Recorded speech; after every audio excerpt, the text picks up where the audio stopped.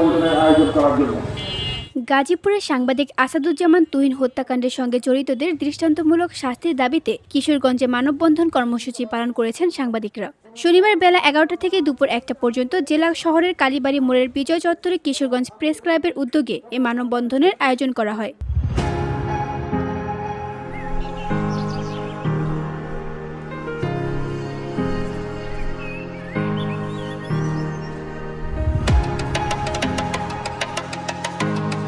মানববন্ধনের বক্তারা সাংবাদিক তুহিন হত্যায় জড়িতদের দ্রুত গ্রেফতার ও দৃষ্টান্তমূলক শাস্তি নিশ্চিত করার দাবি জানান। পাশাপাশি সাংবাদিকদের উপর নির্যাতন, হামলা ও হত্যার মতো ঘটনা বন্ধে কার্যকর পদক্ষেপ নেওয়ার আহ্বান জানান।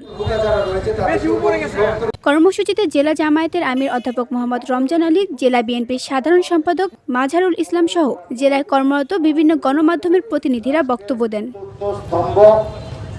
BOD Bangla news desk. এবং সমস্যা নিয়ে সারাক্ষণ কাজ করে।